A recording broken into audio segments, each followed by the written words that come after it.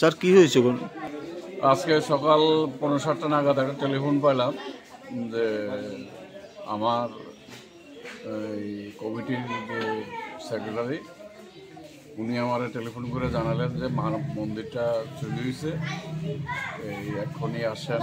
তো আমরা মায়ের মন্দির বলতে দৈত্যেশ্বরী মায়ের মন্দিরটাতে তালা ভেঙে এখান থেকে চুরি করা হয়েছে প্রায় ২৫ ভরির উপরে স্বর্ণের গয়না, বেশ কিছু রূপার গয়না এবং নগদ প্রায় ৩০,০০০ টাকার মতন আমাদের দান বাক্সে ছিল। সেইগুলি কেবা কারা রাত্রে চুরি করে নিয়ে যায় এবং আমরা সকালবেলা যখন আসি থানা থেকে পুলিশও আসে, তারাও এসে দেখে যে মন্দিরের দরজা ভাঙা। এমত অবস্থায় আমরা থানায় যাব, আমরা এফআইআর করব। থানার কর্তৃপক্ষ থেকে জানতে পারলাম যে ওনারাও দ্রুত গতিতে তদন্তকারী দল নিয়ে ওনারাও ছুটে গেছেন বিভিন্ন স্পটে দোষীদের যাতে শনাক্ত করা যায়। এবং সবচেয়ে বড় কথা হচ্ছে আমাদের এখানে সিসি ক্যামেরা থাকার পরেও আমরা এই ধরনের চুরি থেকে মাকে রক্ষা করতে পারছি না। এই দ্বিতীয়বার এই ধরনের ঘটনা হলো।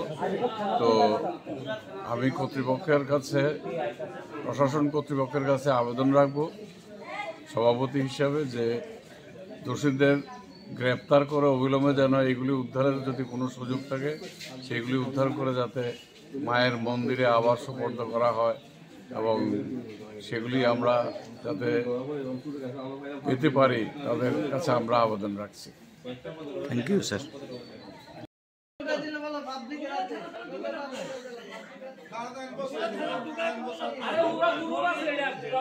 জেল থেকে বাইরে এসে আবার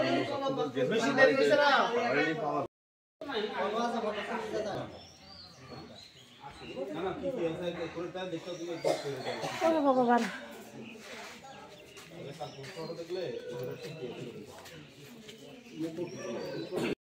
তা খবর পাইছি, আমাদের ফোন করছে যে দৈত্যেশ্বরী কালীবাড়িতে চুরি হয়েছে। এখন আমি স্টাফ নিয়ে আসলাম, এসে দেখলাম মায়ের যত স্বর্ণ গয়না আর রূপার জিনিস ছিল সবগুলি নিয়ে গেছে। তবে তারা আনুমানিক যে হিসাব দিচ্ছে স্বর্ণের জিনিস হলো ২৫ ভরি আর রূপা ৪০ ভরির মতো, ক্যাশ টাকা ৩০,০০০ টাকা এখান থেকে নিয়ে গেছে। কারা চুরি করেছে এরকম যারা চুরি করেছে তাদেরকে আমরা তদন্ত করে ধরবো এবং আমরা সোর্স লাগাইছি। এখানে তো সিসিটিভি ক্যামেরা আছে, হ্যাঁ, সিসিটিভি ক্যামেরাতে দেখবো, আমরা দেখেছি, আমরা শনাক্ত করবো। ভিতরে কি লাইট ছিল যখন সিসিটিভি ক্যামেরা ভিতরে লাইট লাগানো ছিল? না, লাইট ছিল না, লাইট সকালবেলা আমি আসার পরে দিয়েছি light. Subscribe to Tripura Info and press the bell icon so that you never miss any latest updates and news on Tripura.